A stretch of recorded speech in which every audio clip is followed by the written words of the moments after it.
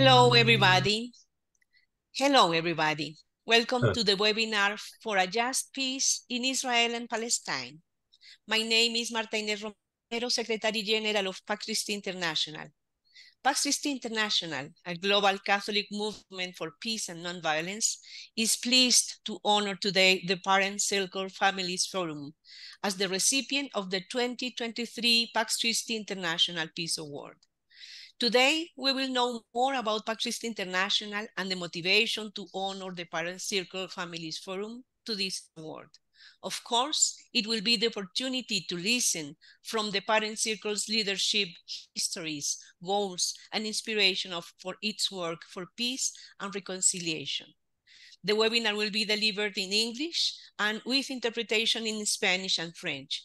Please go to the right of your screen and you will find the globe to choose the language of your preference.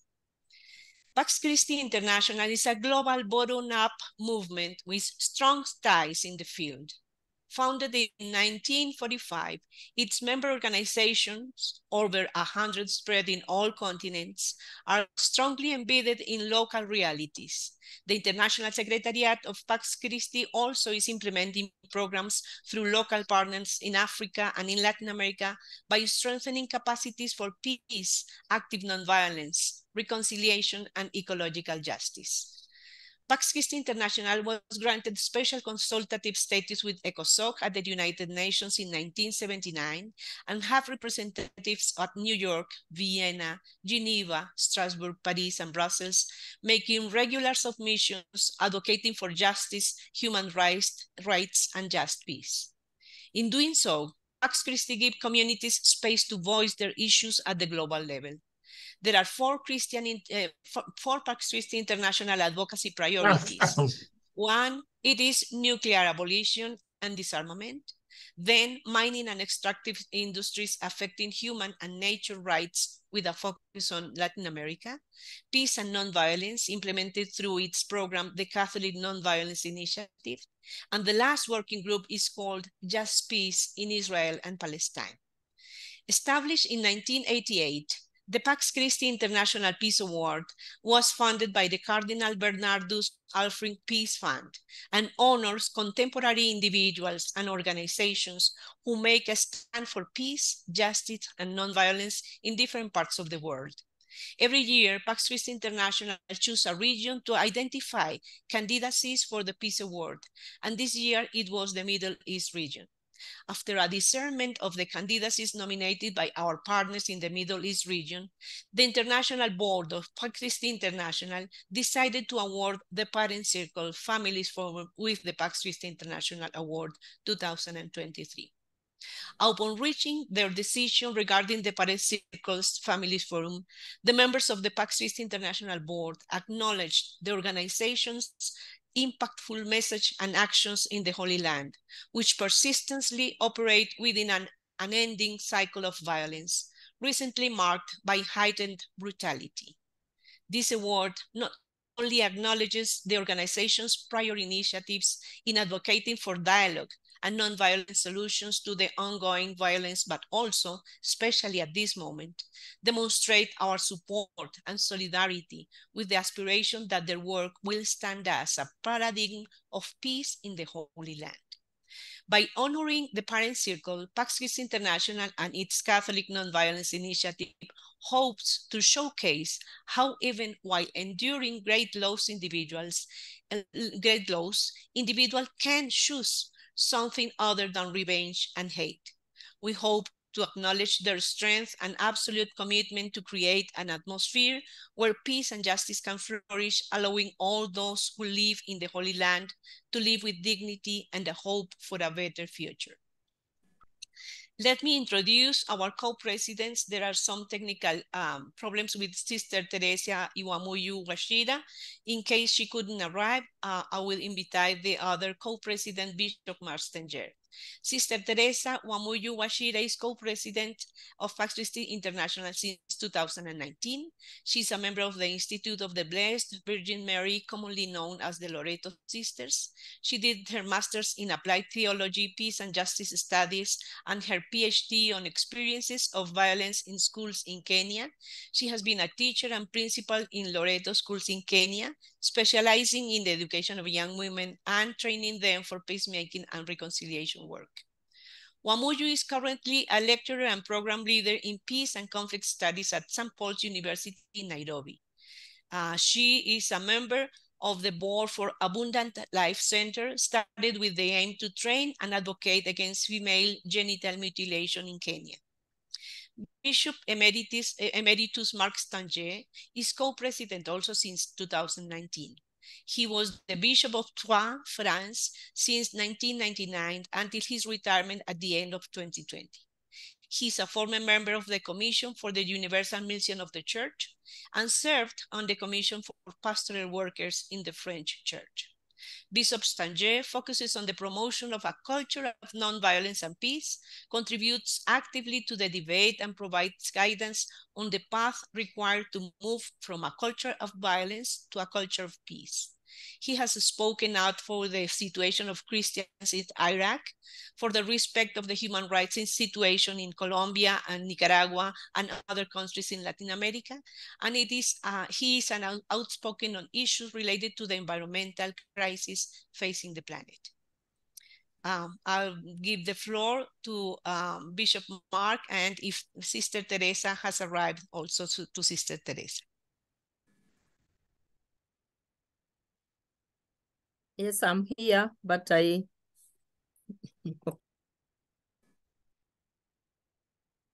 Please proceed. You will have 7 minutes. Okay, you want me to proceed? Okay. Sorry, I'll be reading my script. So let me exit the, I need to, okay. I hope you can hear me. Yes, can perfect. You hear me? Okay, thanks. So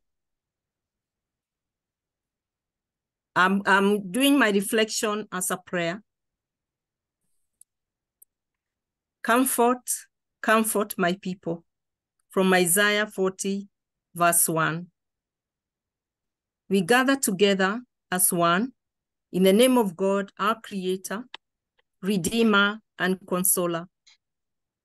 We are humbled before you, our Creator, as we recognize and congratulate in a very special way the members of the Parent Cycle Families Forum, the recipient of the 2023 Pax Christi International Peace Award.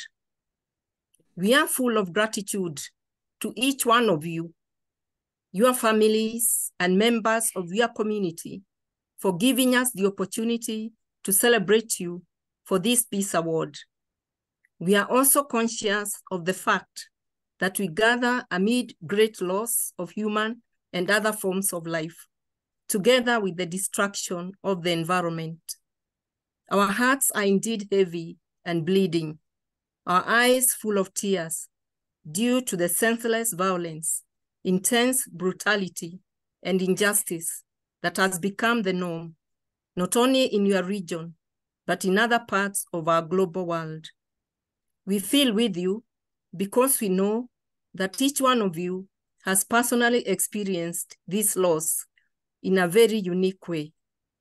However, in this emptiness and void created by those who think and believe that violence can bring lasting peace, your choice to live side by side, despite your differences and the narratives of hate that you have grown listening to, you are modeling for today's and future generations that nonviolent living as individuals and groups nurtures life, while oppression and might of weapons leads to destruction and death, shatters dreams and mutes untapped potential, especially of children and youth. Through your lived experiences, you are teaching us a great lesson that another way that is devoid of violence is possible, the way of nonviolence. Do not be afraid as you go about modeling what it is to live and act nonviolently through your choice of dialogue and empathy, as opposed to revenge. God will give you strength when you feel weary and increase the power within you when you feel weak. Remember that those who hope in the Lord will renew their strength and soar on wings like eagles. They will run and not grow weary, walk and not be faint. From Isaiah 40, 29 to 31. Thank you for the choice you have made to open not only your homes to each other, but above all, your hearts, embracing the other as a friend and not an enemy. Thank you for modeling through peace education, the just peace values of love, compassion, mercy, justice, and peace to today's and future generations. May those you encounter be inspired by your nonviolent footprints, that they too can model these to those they meet. May God continue to give you the courage and zeal to denounce any form of violence in your region. May the heightened brutality, dehumanization, and injustice that we have and are witnessing in your region, where the citizens are deprived of their human rights, especially to life, to freedom, and ownership of a place to call home, cease. May each one of us gathered here and the entire world join hands in speaking and denouncing the violence and injustice, especially that has characterized this region for decades. Our loving God, come and free your people. May your peace dwell in each one of them and in their land this time of Advent, Christmastide, and in the future. Comfort your people, comfort them. Our God of life and new beginnings, amen. And I've ended by saying a nation will no longer fight against nation, nor train for war anymore, from Isaiah 2:4. Thank you, Amuyo.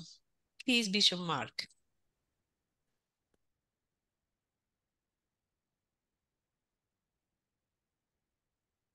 The micro, please. Merci, Wamuyo, pour continuer. Thank you so much, Wamoyu. So in order to continue this reflection, I really would like to say that in the context in which we live today, and more particularly in the Israeli-Palestinian conflict, but also elsewhere in the world, we can ask ourselves whether a world without violence can truly exist. The unleashing of violence that we are witnessing today leads us to wonder whether a world without violence is not a dream. Yes, a world without violence is a dream for people around the world who are victims of the atrocities perpetrated by armed forces, who live in insecurity under the threat of terrorism. Yes, this is a dream. This is the most beautiful dream of all, a dream of peace. It is the most human dream. If we have chosen the Parent Circle for the Peace Award Prize, it's because their association wanted, in the context in which we live, they wanted to affirm their faith in a world without violence. Their conviction that a world without violence was not a dream.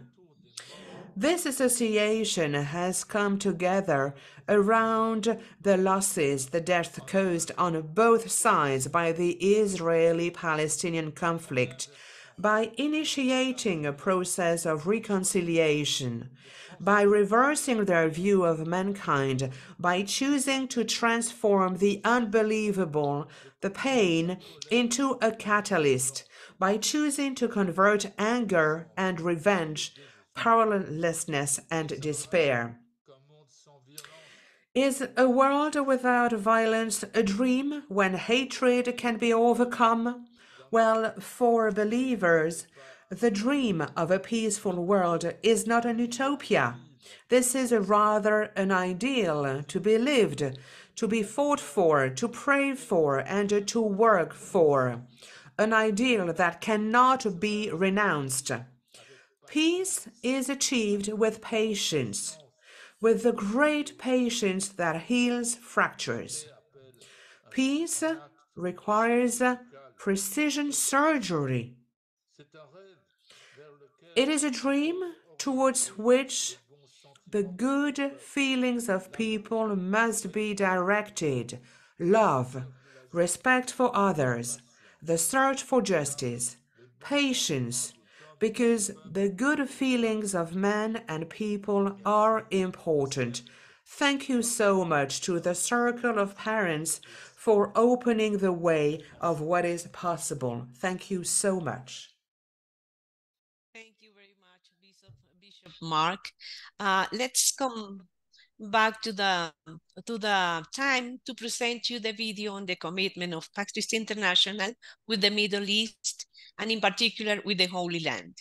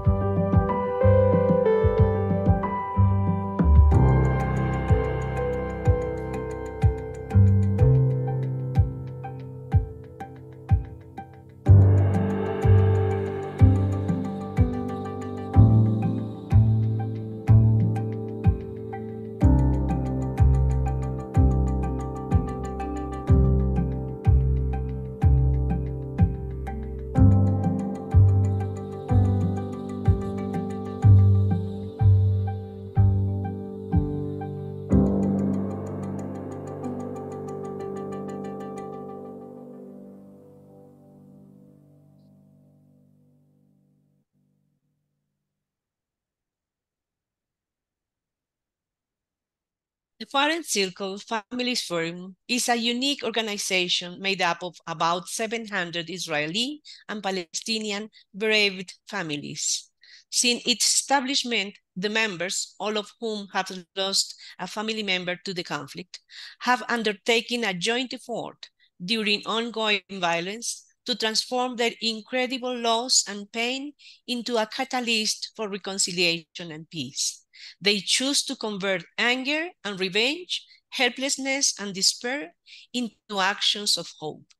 The Parent Circles is a fully joined Israeli-Palestinian organization at all levels, with more than 25 years of experience in implementing reconciliation and peace education programs in Israel and in the West Bank. The organization's bereaved members speak publicly at over 300 reconciliation, dialogue, and public events each year, and operate educational, public awareness, and advocacy projects that foster humanization and empathy towards the other, both Israelis and Palestinians. Let me introduce you to Yuval Rahamim, who will be presenting the Parent Circle more in depth.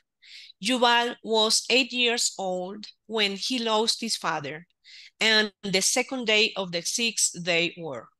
For years, he believed that when he'd grow up, he'd avenge his father's death, but it never came to pass. In time, Yuval recognized that revenge won't soothe his soul, rather reconciliation and the end of the conflict and the bloodshed. Yuval is co-general director of the Parent Circle.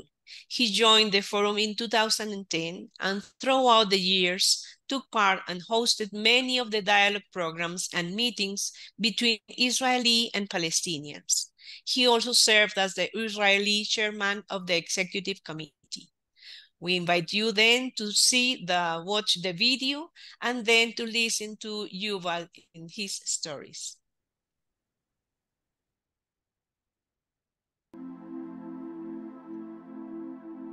בגיל 8 נגמרה הילדות שלי. يعني فقدت عقلي لما راح ماجد. أبا קיבל את ההודעה. حسيت الرصاص خد دخل في صدري أنا. كل يوم احنا بنفقد، كل يوم بنفقد. شو بنهايته؟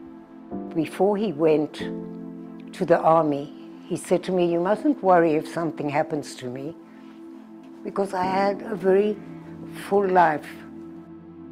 בזמנו המושג של טוב למות בעד ארצנו זה היה דבר שגדלנו עליו.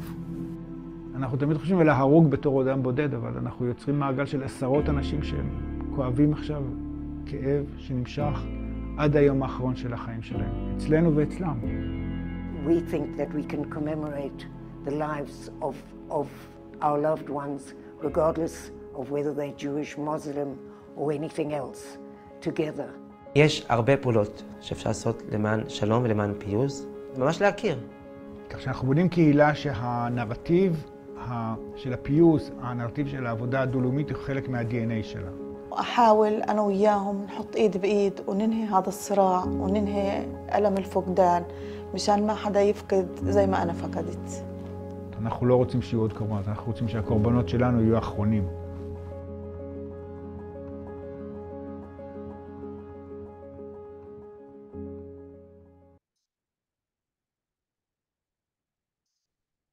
Yuval, the floor is yours. Thank you, Martha. And I would like to first thank Pax Christi Committee and Board for granting us with this award. It's really a big honor, but mostly it's a big commitment that we will carry this award, that we will be successful in achieving what we are doing. It's true that over the almost 30 years when the organization was established, things did not get much better. And we see it now as a kind of escalation that is not precedented of violence and death. And you're giving us this award at the day of this war already is 2 months, and the toll of death is in the thousands. So that reminds us of our commitment to continue our struggle for peace and just peace. So thank you for this sign of trust, and we will promise to take it forward.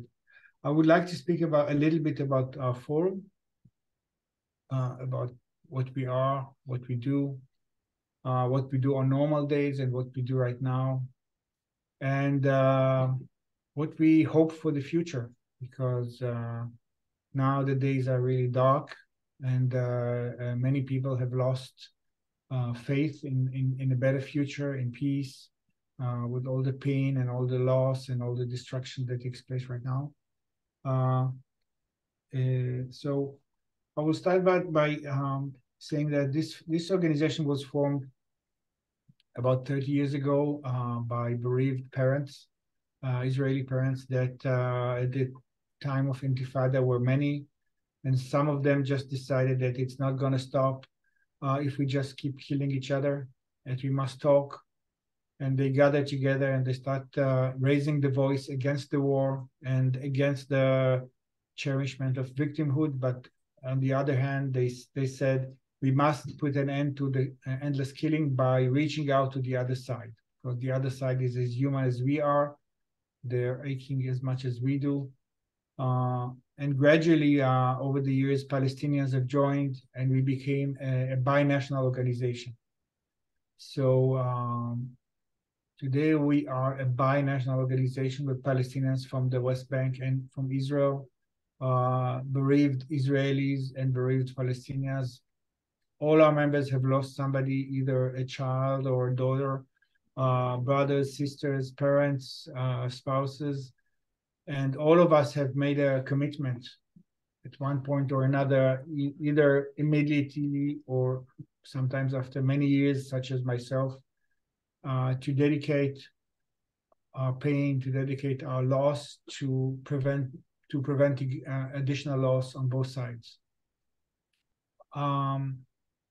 But it's not just a commitment; it's also the action, and this is where our binational characters come to expression, because our basic work is done internally inside the organization with the bereaved Israelis and Palestinians that come together and work together in order to get to know each other, to get to understand the story of the other side, the narrative, the origins of their story, and how come we have become enemies for so many years.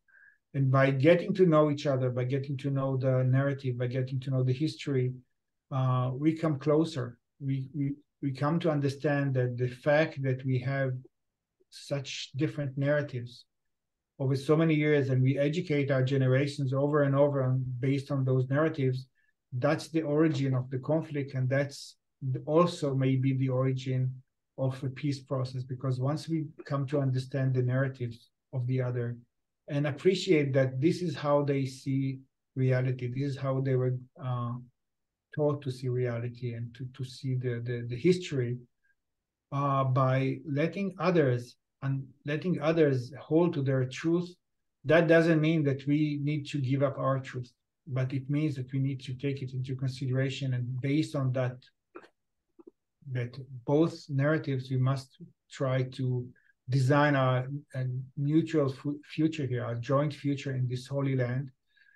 And we believe that by demonstrating that this is possible through people that lost somebody and may have the ultimate justification for revenge, no, we give up on revenge, and we decide to reach out and to demonstrate that this reconciliation is possible, not just between us, but also between our nations, between our communities.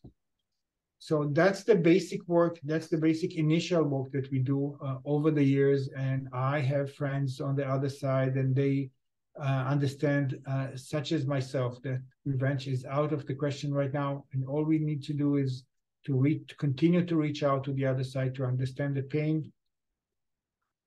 And there's no glory in revenge. There's just more cycle of violence. As I said, this is the basic level of our work. The second level of our work, once we know and we establish this reconciliation among ourselves, we transform it into educational programs. Those programs go all across the world, but basically in our communities, Israelis and Palestinian communities, where we come to demonstrate physically, face to face, Israelis and Palestinians, to communities, to schools, students, university students, community centers. We come and we tell our story. We share our story of loss, our story of rage, our pain, but also our story of transformation. How we manage to transform our pain, how we manage to transform our loss, our agony, into hope, into reaching out, into understanding the pain of the other side as well. And by doing so, we create some kind of a breakthrough in people that never thought that this is possible. Both Israelis and Palestinians, when they hear those stories that are not based on, you know, sophisticated politics or analysis, but just on human stories of people who lost the highest cost for the war, for the conflict, and then decided, in spite of all odds, in spite of all reason, to reach out to the other side and to make peace for the sake of our children, for the sake of our future. And that creates a lot of it creates changes. It creates changes in people's minds, in people's hearts.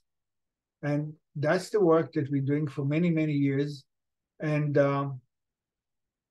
not everybody likes this work because, as you know, our communities are divided. There are many extremists on both sides, and many try to prevent us from continuing to do so. But we will keep doing that against all objection. We do so, as I said, we do so in every place that will accept us. But when we are not allowed to places such as school, universities, when people try to stop our work on the grounds, we do it online. We do it through the social networks that are reaching everybody now. In Arabic, in Hebrew, in English, in any other language. We have a very extensive public activity through the press, through their networks, where we do the same work online, because we know now that it's really hard to get together. It's really hard to bring people, especially when the borders are completely closed. And we will continue this work and we will reach any place that will that is just open to listen to alternative voices. Excuse me.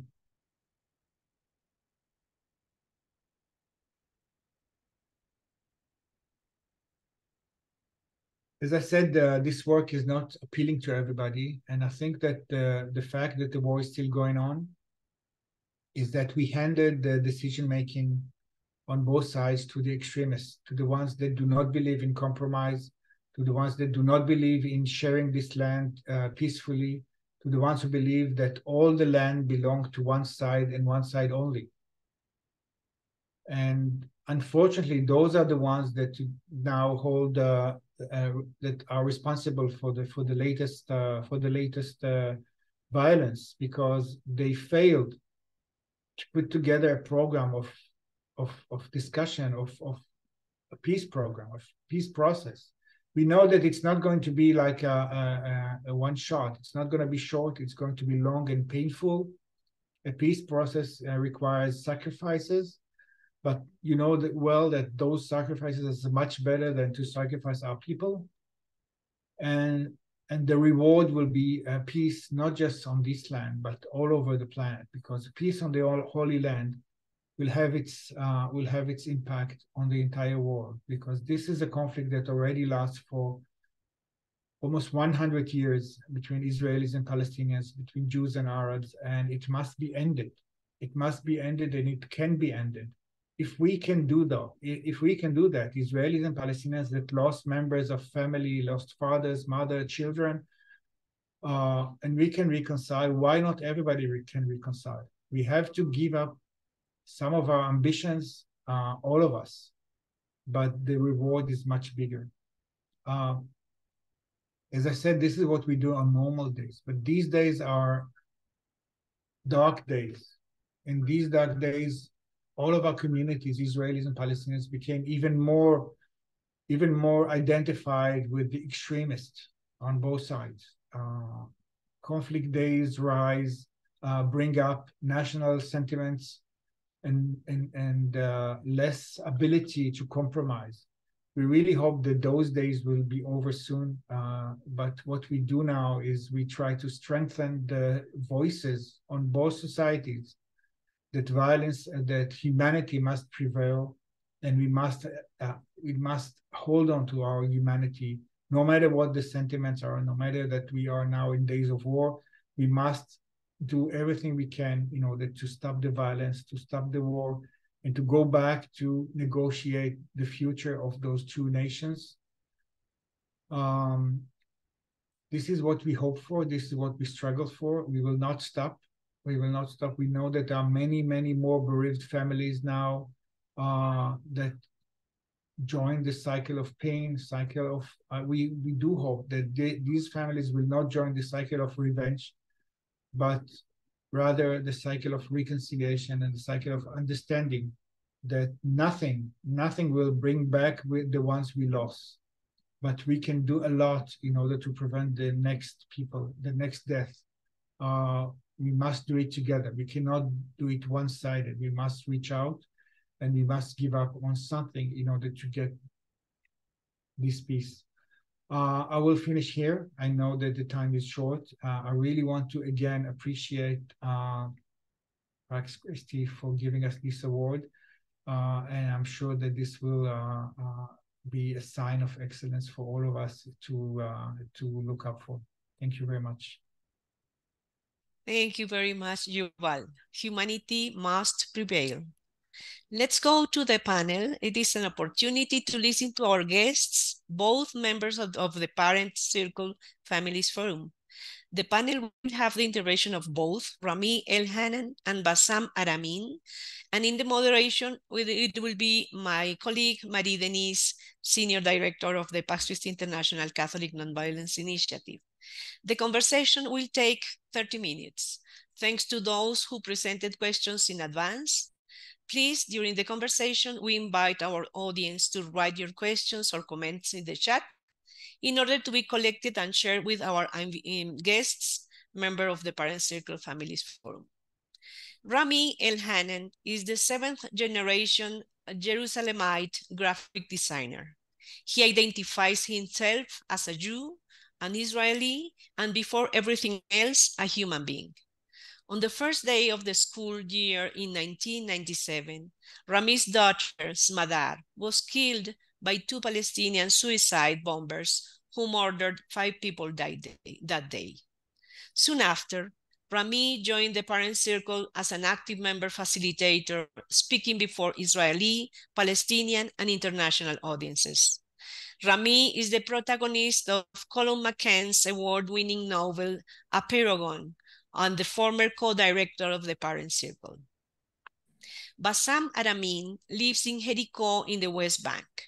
At the age of 17, he was incarcerated and spent 7 years in an Israeli jail. He went on to study history and holds an MA in Holocaust Studies from the University of Bradford, England. He became a member of the Parent Circle in 2007 after losing his 10-year-old daughter, Abir, who was killed by an Israeli border policeman in front of her school. Bassam devotes his time and energies to his conviction for a peaceful, non-violent end to the Israeli occupation of Palestine and to Israeli-Palestinian reconciliation. Bassam is the protagonist of Colum McCann's award-winning novel, A Paragon, and the former co-director of the Parent Circle. Our moderator, Marie-Denise, is the Senior Director of Pax Christi International's Catholic Nonviolence Initiative. She was co-president of Pax Christi International from 2007 to 2019 and is a Pax Christi USA Teacher of Peace. Marie worked for the Merinol Missioners for 23 years, including 15 years as director of the Merinol Office for Global Concerns, and now serves on the Merinol Lay Missioners Board of Directors.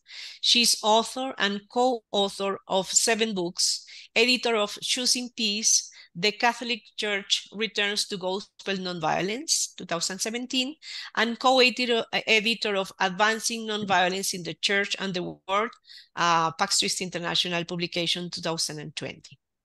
Let's give the floor to Marie and our guests. Thank you, Martinez, and welcome again to Bassam and Rami, and congratulations on this very well-deserved award. It is such an honor to be here with you.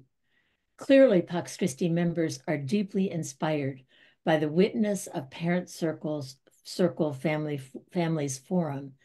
Your example is so desperately needed right now.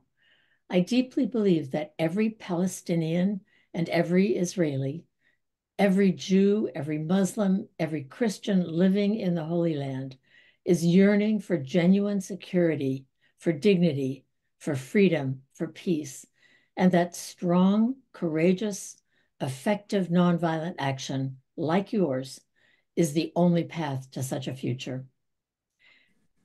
We know that you have each experienced deep loss, a daughter killed in the long, long conflict. Could you please help us understand how you personally were able to transform your pain, how you came to be able to see the pain of others, how you chose to work together for an end to the violence, for reconciliation?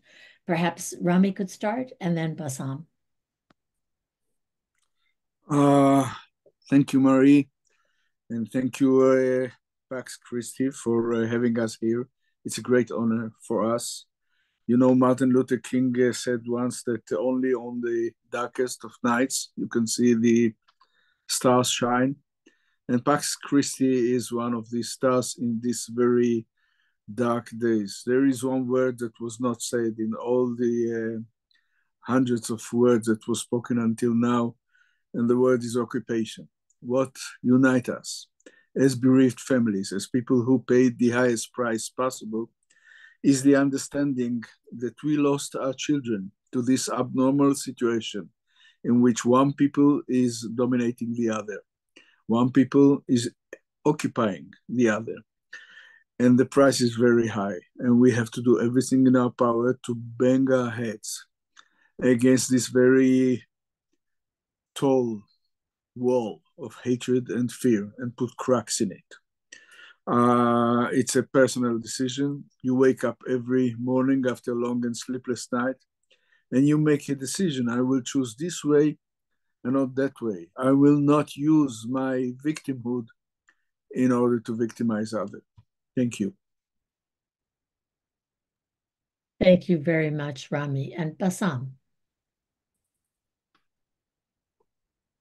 I must thank you also for this international recognition to the parent circle, to our families, to our members, and to our way to achieve justice and peace among the Israelis and the Palestinians. Of course, I agree with every single word that my brother Rami said. It's a very personal decision. In the end, we are not living alone. We are part of two societies. Mm-hmm. Of course, I agree that our common enemy is the Israeli occupation, which is killing us, both sides, Israelis and Palestinians. And we are working to end, which is a create, of course, hatred and revenge and fear, and separate both people to live in a normal way together. As Nelson Mandela says, if you want to make peace with your enemy, you need to work with your enemy. Then your enemy become your partner. So it's not only to talk, it's also to work together with your enemy to become a partner for peace.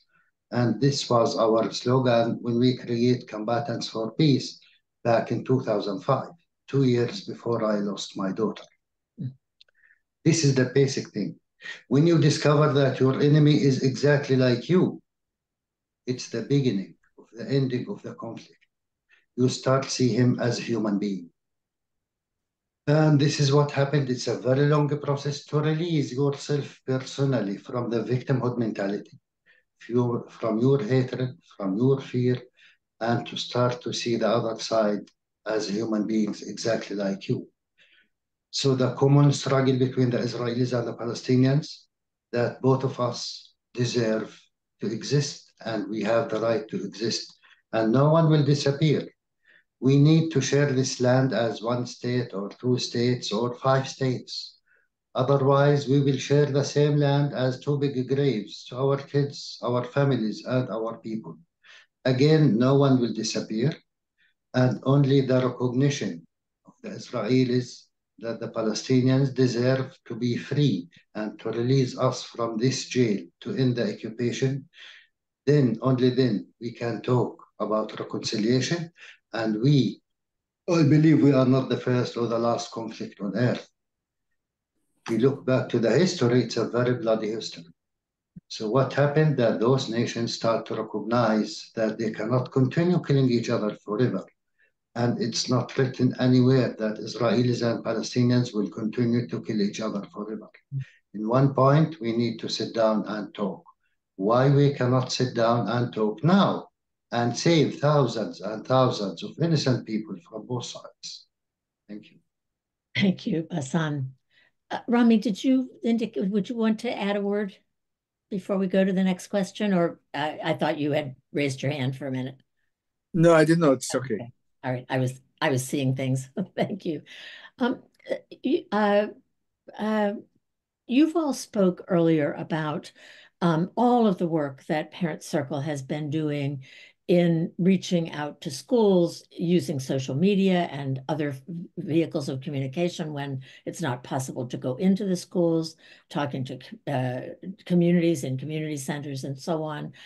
I would be really appreciative of understanding what your message is now especially these last 2 months.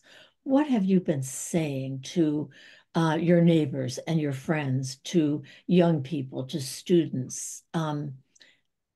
What's your message in these extremely painful times when both sides, when Palestinians and Israelis are both in such agony? It's really deeply painful. Everything we worked for, everything we dreamed about, every advance that we make, everything was ruined. And we have to start all over from the beginning. And the most important thing is the ability to look at your own society in the eye and tell them that you cannot put 2 million people in a box, throw the key, and expect that nothing will happen. That we are in another round of an endless cycle of violence that did not start on the October 7th.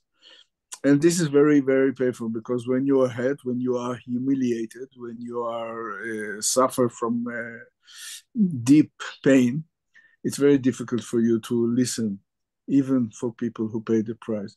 So this is the essence of our message.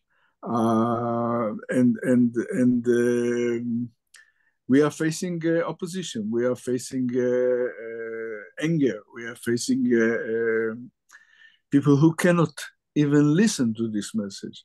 But this is our moral obligation. This is our vision. This is the basic of our work, to be able to tell both societies that there is another way. And we offer a way out of this endless cycle of violence. So this is basically our message. Yeah, thank you, Rami. And Bassam, what would you add? Yeah, in fact, like since the 7th of October, it become very difficult. It's more difficult. You know, for the Israelis, it's the first time. For the Palestinians, it's another, I don't want to say normal event, because we live in this situation since 75 years. You know, many Palestinians believe that it's finished for the Israelis, that the 7th of October. And we say, no, it will never finish. Their pain is there. It's very difficult to see. And from the Israeli side, they're still very angry, of course, and they want to see more, fight against Hamas. The problem, the result is, until now, in 2 months, more than 17,000 civilians have been killed. Mosques, churches, universities, schools, hospitals. So if you support Gaza, that means you support Hamas, which is a problem. And the other side, for the Israelis, if you are against the war, so you also support Hamas. People looking for their hostages in Israel, the women and children, to come back. And absolutely, they are right. On the other hand, the Israelis cannot see 5,000 Palestinian prisoners, some of them since 44 years, not 40 days. So, but people like us, we can see both sides. We can understand both sides. We are empathy with the Israelis and Palestinians, the victims of this last event, as I said. And it's very difficult to spread this message, as Rami said, but this is our duty as people who paid the highest price. We have the moral authority to raise up our voice and to continue raising our voice because we believe this is the only way to achieve peace and justice among the Israelis and the Palestinians. This is our message, and we need to remind ourselves with our values, and we will never give up. Thank you, Basan. It has been such a difficult time, I think, everywhere to negotiate that critically important message. Maybe could you say a little bit, Rami, you mentioned that you're facing anger and opposition, that people just can't listen right now. How are young people responding? Do you see glimmers of recognition that there is no other way, that this is a dead end? How are young people answering right now? Oh, you've touched an open wound and a very painful situation. When we get into a high school class of Israelis or Palestinians, they are not as polite and receptive as you are. The earth is shaking. It's like walking into the open mouth of an active volcano. And most of them have never laid eyes on an Israeli and a Palestinian together, which are not fighting each other, which are calling each other brother, which are not putting their pain on the table, trying to compare whose pain is bigger. And this meeting creates an earthquake. And the earthquake creates the crack in the wall that we are looking for. And through this crack, a little light comes in, a little light can drive away a lot of darkness. And no one can listen to us and remain the same. So this is our mission. This is what we do. Today, in these very dark days, it's much more difficult.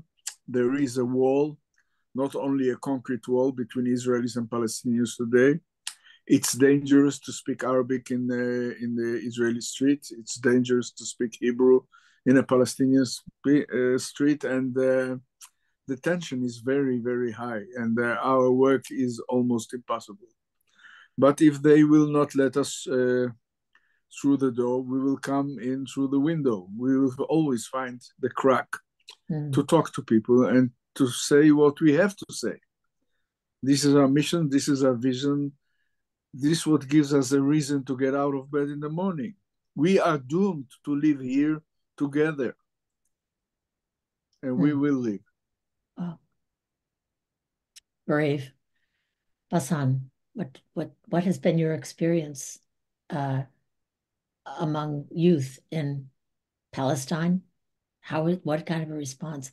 And I perhaps would invite Yuval to join us in this conversation, because I know as a whole that Parent Circle is dealing with these questions right now in a very difficult way. But Basan, what would you like to add?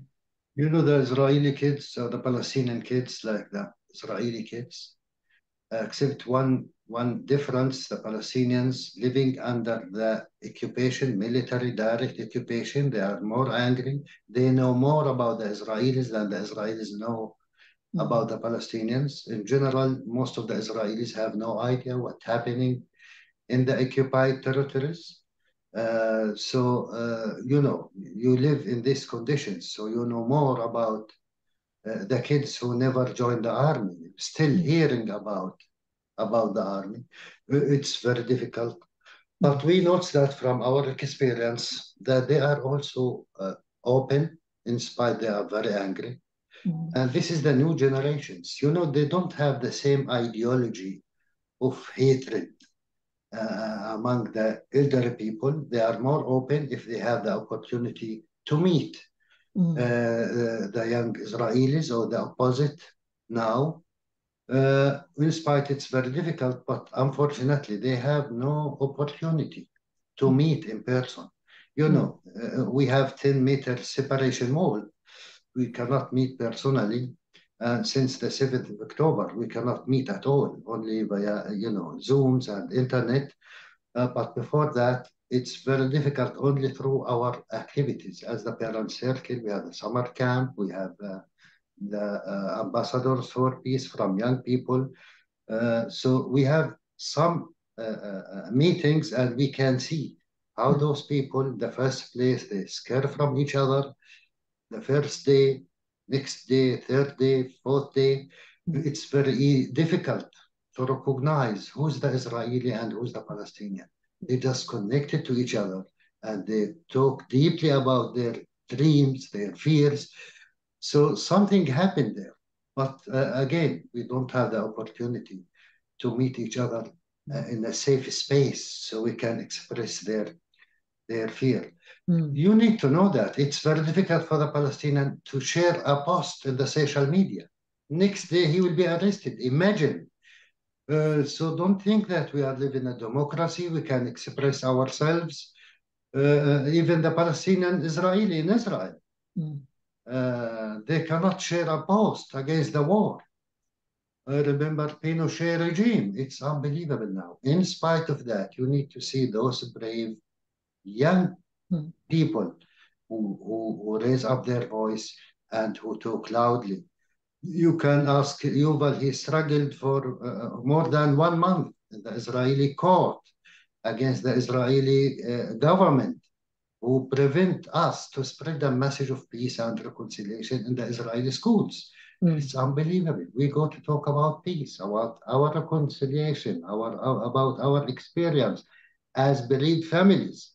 We are like abandoned from going to school. So you can imagine which kind of government we face to practice or to work to spread our message for peace and reconciliation. What a challenge. Yuval, would you want to say a little bit about the parent circle, the youth groups, and what you see in the near future for their work? Do you see some openings, and maybe just a few words about that? Yeah, we just want to add on what Rami and Bassam said about the youth. I think that what we are facing, what fuels the conflict even more, is that we have an institutional driven ignorance that prevents young people to know even the history. When we address schools, when we get to schools after 18 years of 12 years of education, when we meet Israeli students, they don't know nothing about the conflict. They don't know where the borders are between Israel and the Palestinian Authority, because those were erased from the map 60 years ago. So it's the first time that they meet a Palestinian in their class. And for them, this meeting is shocking, because they hear things that they never thought even possible. And that's what the Israeli Ministry of Education is fighting for so many years, to prevent those kids from knowing the other side, from knowing the reality of life. And of course, the wall that was built between Israel and Palestine also prevents Palestinian youth to learn about the Israelis. And all they know is from the settlers and the soldiers that they meet on a daily basis on their land. So what we try to do is bringing them together. In normal days, we do summer camps every year for bereaved Israeli and Palestinian kids. And when they come together, last year we had it for 8 days in Israel. And of course, that as well was tried, the Israeli government tried to prevent without success.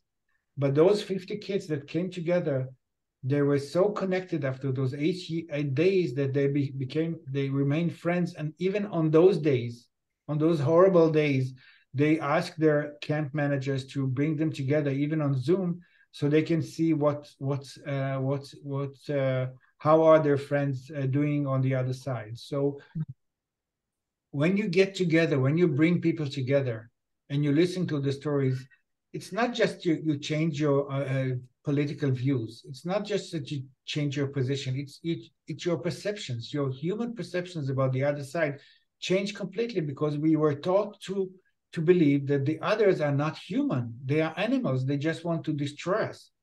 And it's, of course, not true, because once you get to know them and to know their desires, their pain, their dreams, you can no longer fight. And that's what we do. We try to bring them together. Those are the summer camp is just one example, of course. We have other activities that bring together Israelis and Palestinians, and we really hope to be able to continue as soon as possible once this nightmare is over. Thank you, Yuval. We're beginning to get some questions from those who are participating from a distance. And so I'll begin to weave some of those into our conversation as well. And particularly in your recent conversation with Colm McCann, Bassam and Rami, one of you said that the superpowers are good at making war, but have no capacity to make peace. A particular question was to Bassam, asking if you could explain in a little more detail what invest in peace might mean, especially perhaps from the international community. Whatever guidance you could give us, whatever you'd like to say about, not about what the United States is doing, yes, but not only the US, what about the rest of the world? How can we contribute to the tremendous challenge that you are, in which you are so fully engaged? So maybe Bassam, could you begin there, and we can then listen to the others as well. You know, I think United States of America and the rest of the world is United States of America, for the Palestinians at least. Like I always ask myself, how come this superpower who can occupy any country in 5 minutes, and today they can occupy the small countries via WhatsApp, cannot solve this problem 75 years?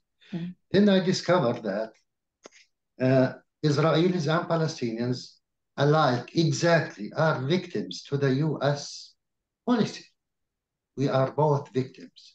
You know, they give some food to Gaza and give weapons to Israel, and they know Hamas have another weapons from another state. It means, yeah, you need to continue killing each other. You need to fight each other for our benefits. And this is what I said in United States of America, in the Congress, for the hierarchy American politicians, which is true.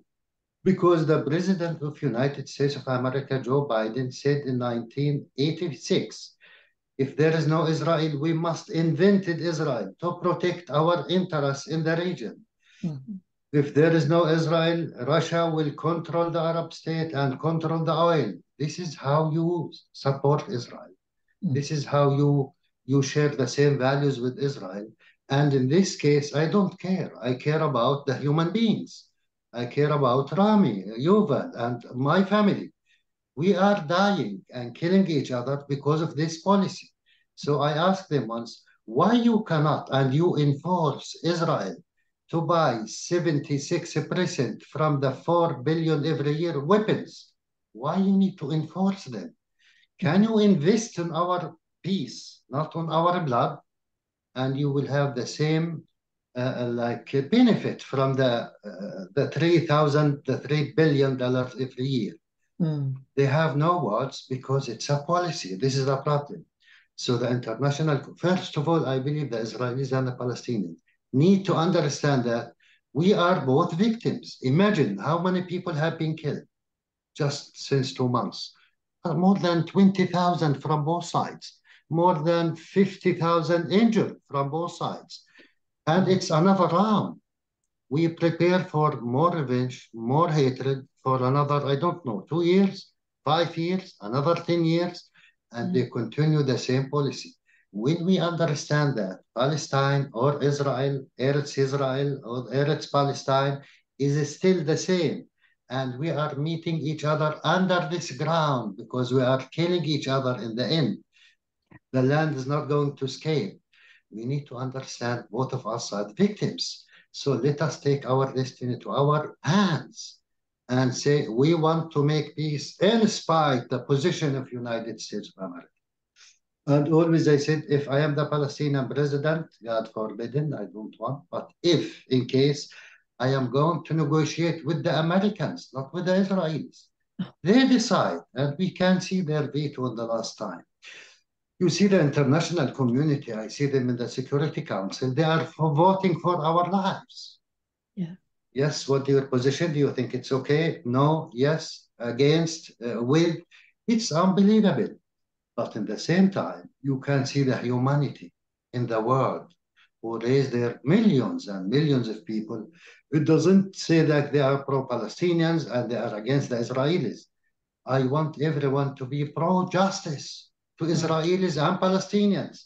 When you say justice to Palestinians, it means security for the Israelis. I believe that we need to release ourselves, both Israelis and Palestinians, from the same occupation. And we prove that we can't without occupation. You see, we are family. Not only we are partners for peace, we are friends, we are brothers, we are more than that. We prove that when we trust each other, when we respect each other, we can live like any integrated society in the world. You know, the Americans, 1,000 nations. Japan, the same. Belgium, France, not all of them the same race, but they respect each other. So they live in a security and peace and dignity. Thank you, Bassam. Rami. Well, I agree with every word that my brother said. I think it's up to one basic attitude. And this goes for both sides in a way of saying so. We have to be able to give up two major things which are part of our heritage and all our existence based on it. This is the victimhood mentality.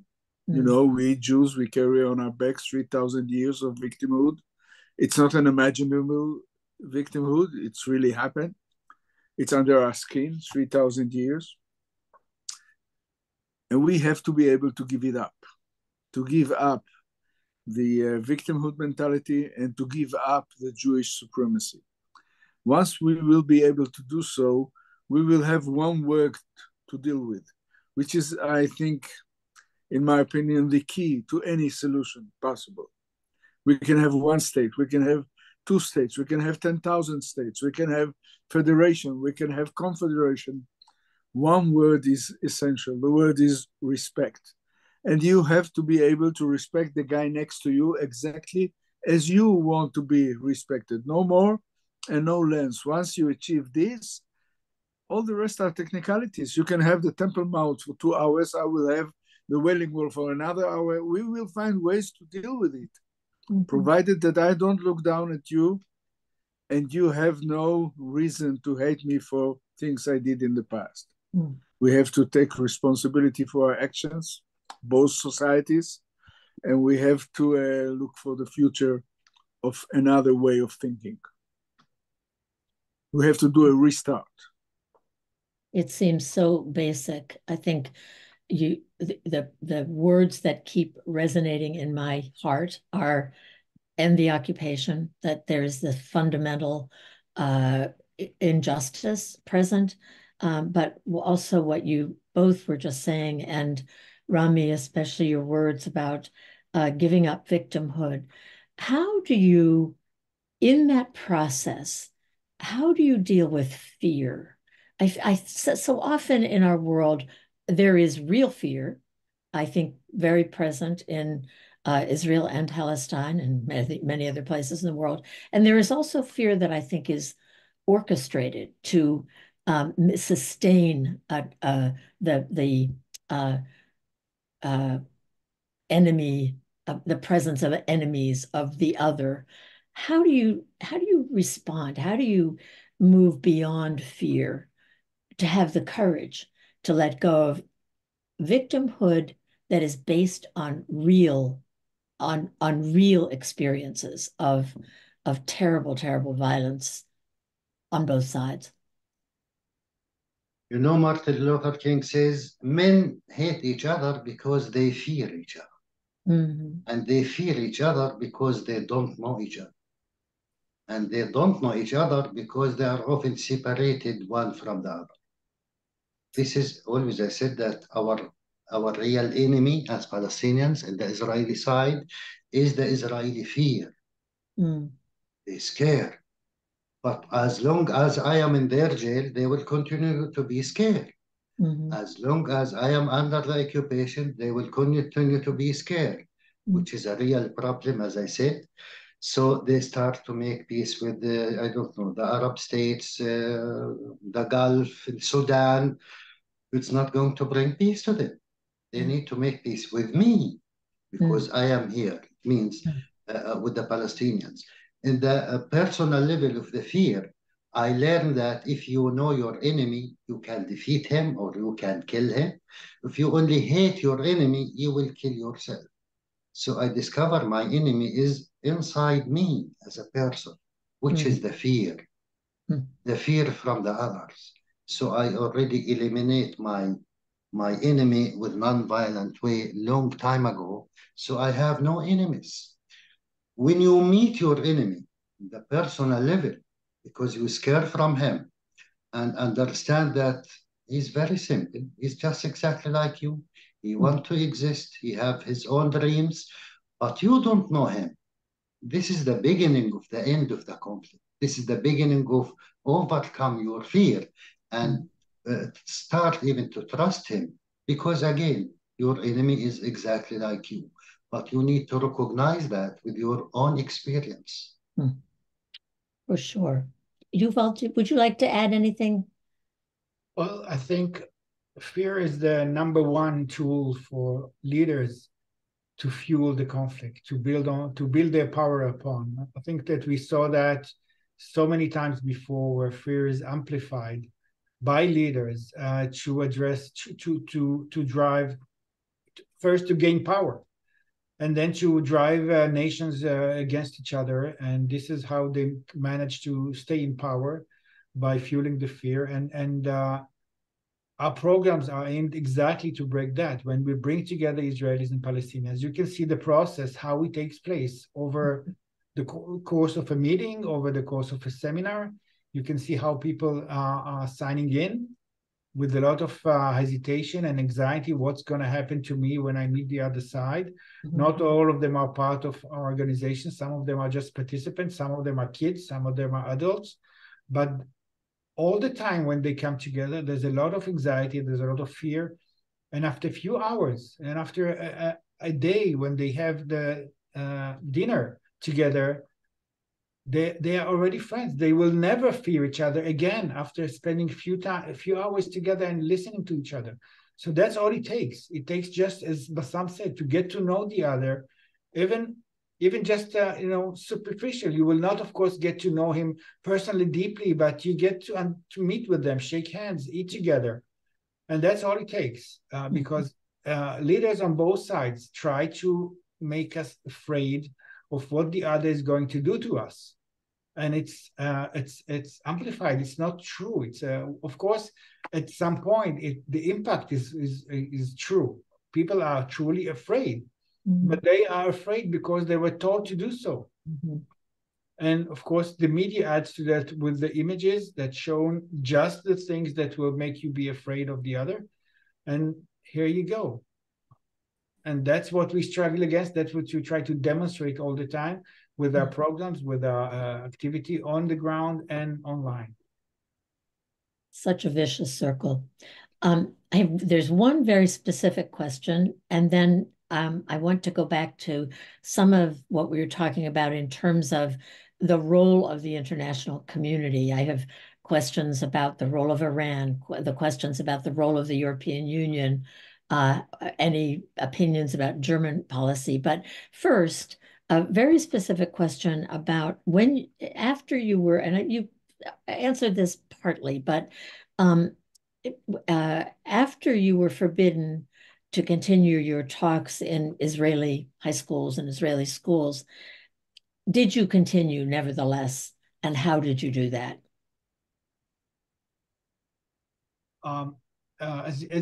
Sorry, I'm taking the right to answer. Jump in, Yuval. That's fine.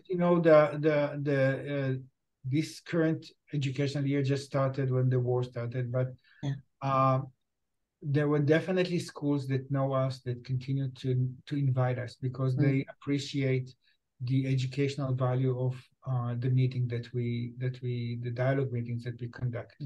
And you know, it was only a few weeks since the year started and the war began, and we didn't have a chance. We had a lot of orders, a lot of schools that reserved already our programs, although it was forbidden by the Ministry of Education. The schoolmasters decided that inviting us is more important than to obey the Ministry of Education, and they were willing to pay the price of being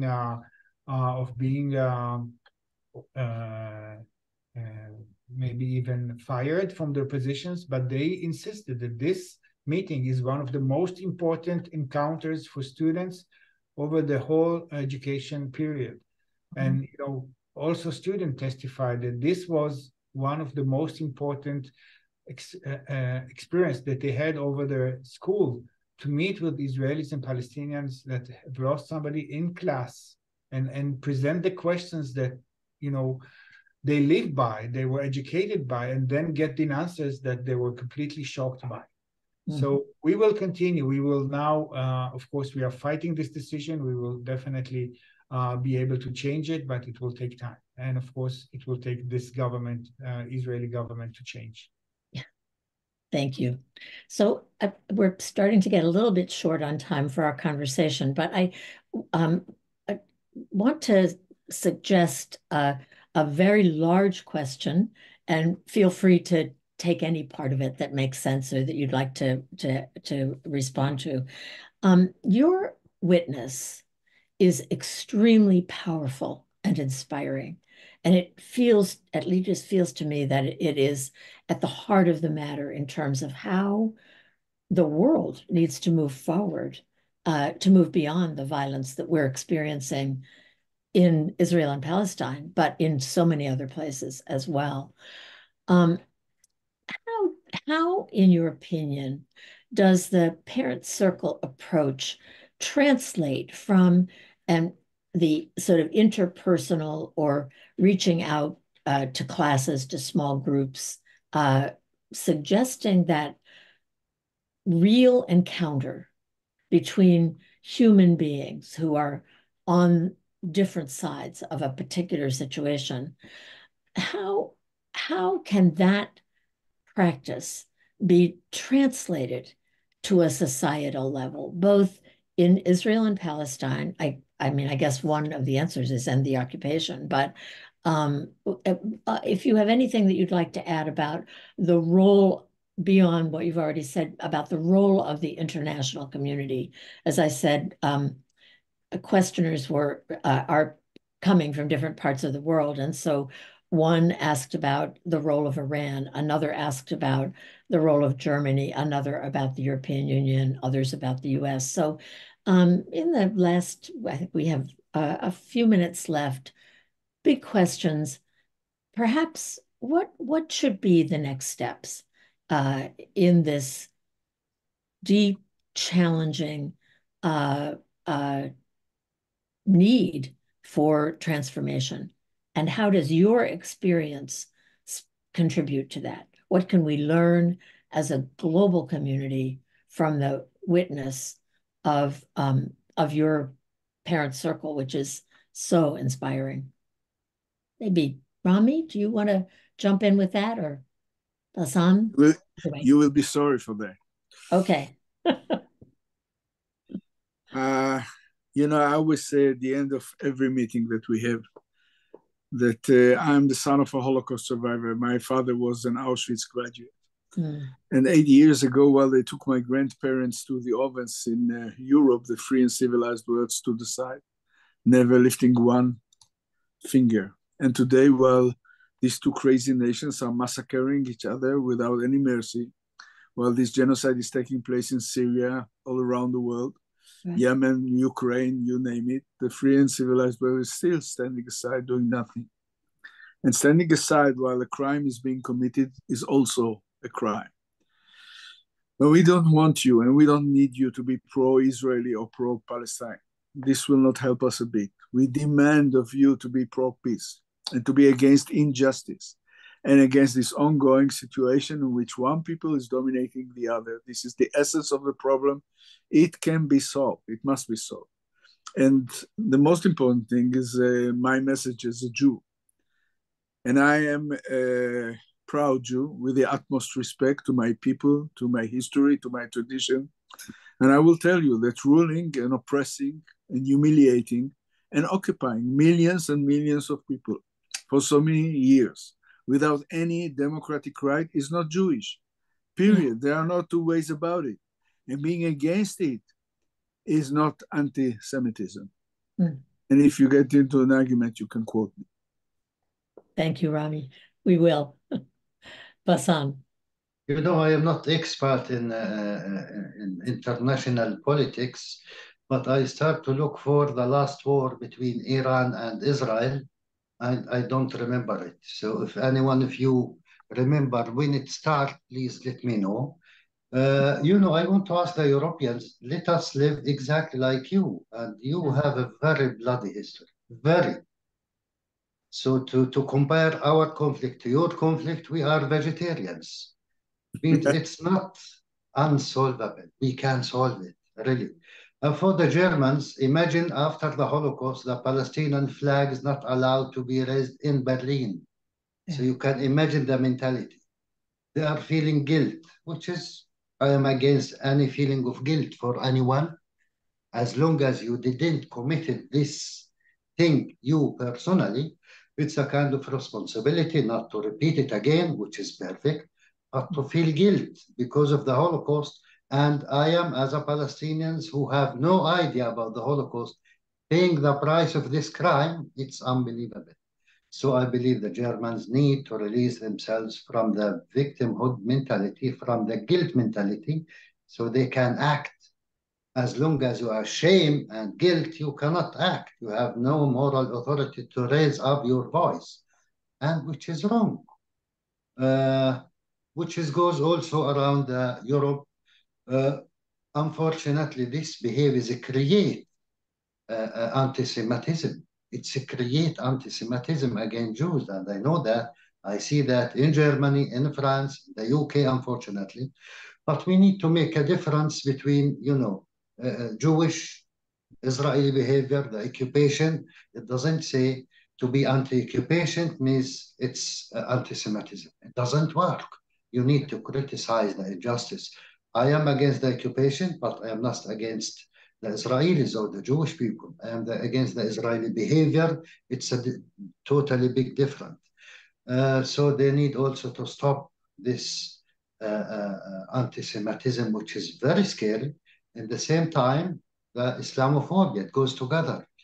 So we don't ask you to be pro-Israelis and Palestinians. As I said from the beginning, we ask you to be pro-peace, justice, to all of us, Israelis and Palestinians.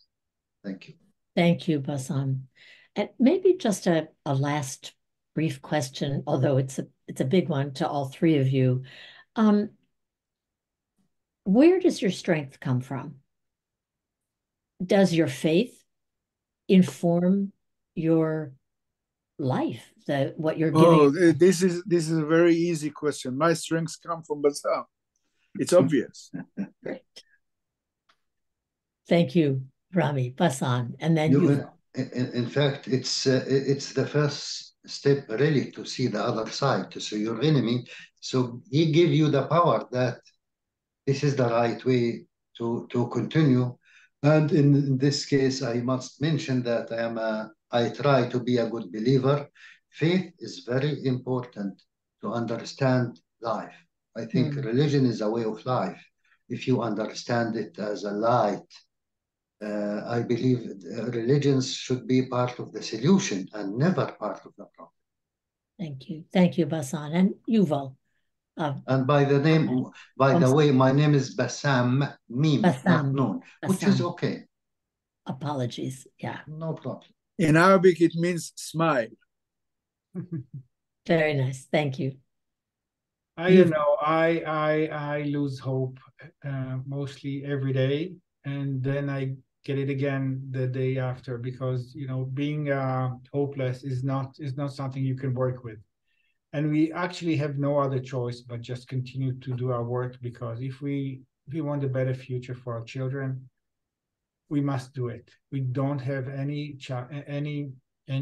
other choice. We do not have the choice to lose hope on that matter. Thank you. Thank you, Bassam. Thank you, Rami. Thank you, Yuval. You give us all hope.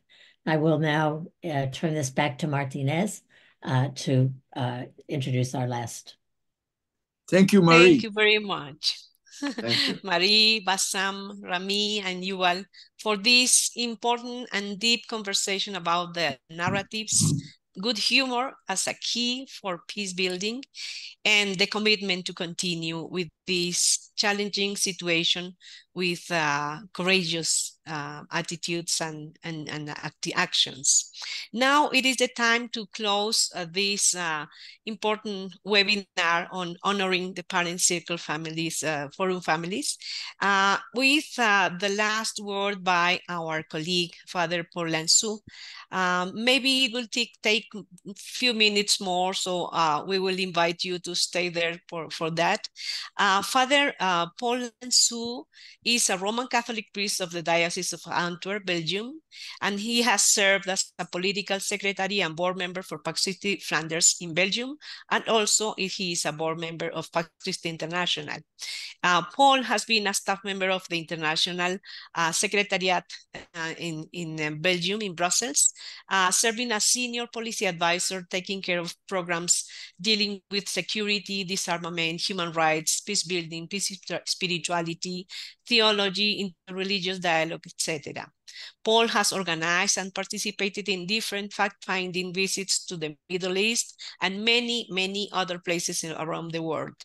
And in 2006, Paul was elected board member of the International Peace Bureau, IPB, and elected vice president for the period 2013-2016. And since then, he has been a consultant with the IPB.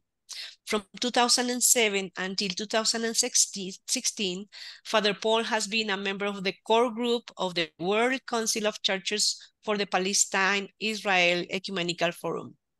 Since 2019, he is a board member. Thanks, dear Father Paul, for closing this session with your reflections about what we have heard, and we have committed in peace for the Holy Land. The floor is yours. Thank you, Marta. Yes. Well, this award ceremony falls exactly on the 10th of December. This is the International Human Rights Day, already 75 years. This day is an opportunity to recall that human rights are universal, indivisible, absolute, interdependent, and interconnected. It is up to each of us to promote human rights. Pax Christi International does so by designating those organizations that put human rights and cooperation into concrete practice. Today, we highlight especially the Parent Circle Families Forum. And why do we do that?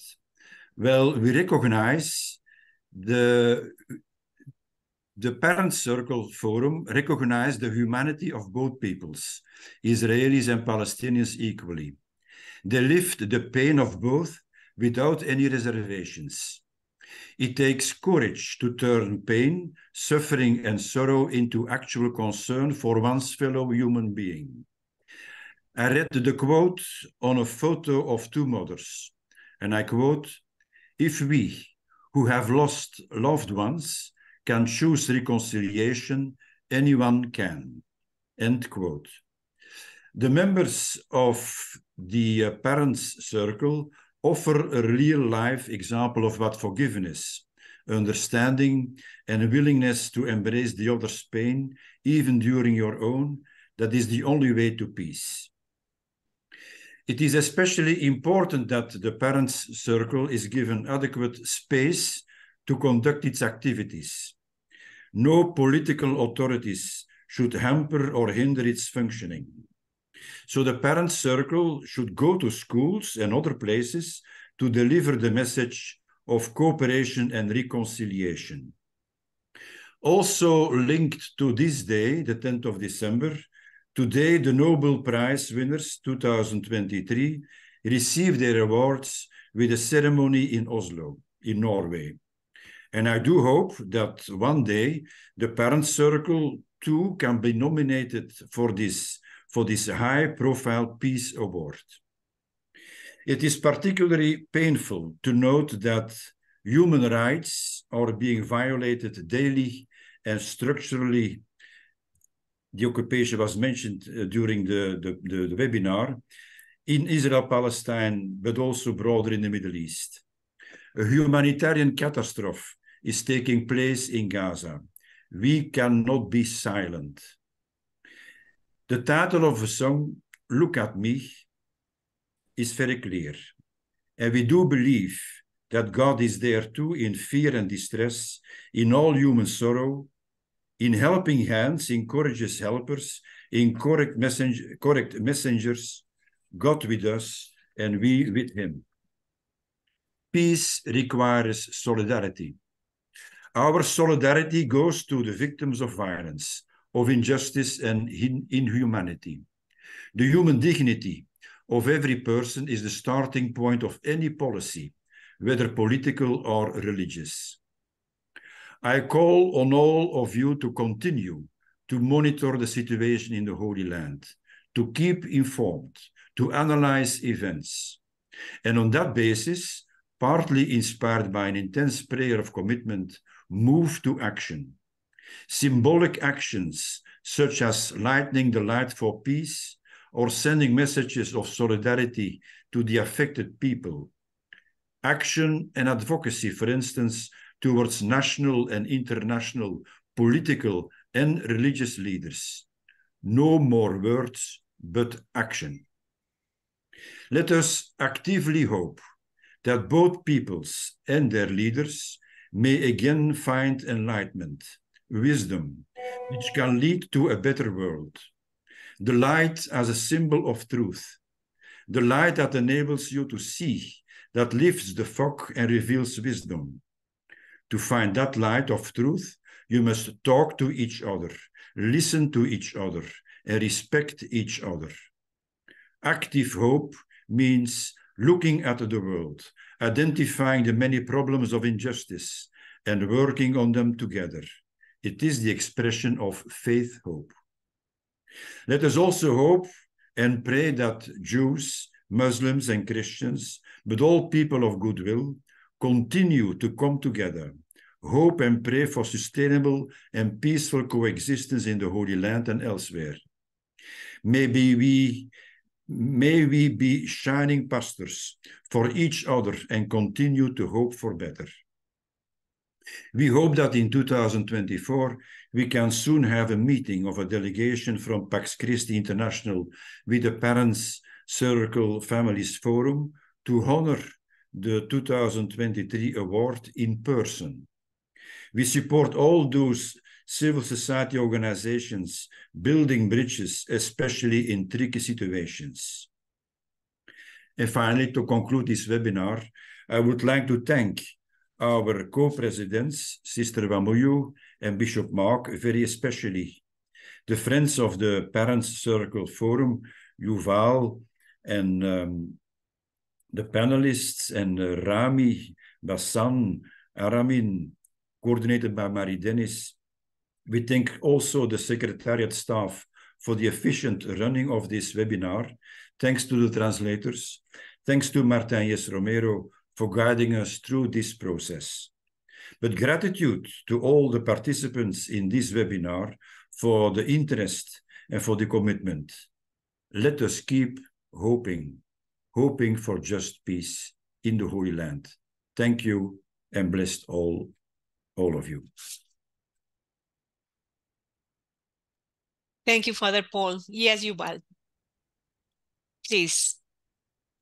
I just want again to thank everybody here, the Pax Christi and Paul and all the other facilitators here. It was a pleasure being with you, and thank you again for this award.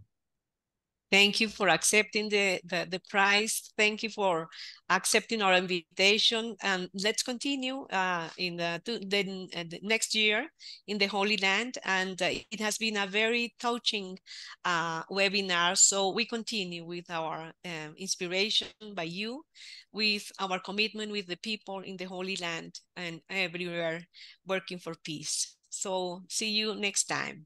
Thank you very much.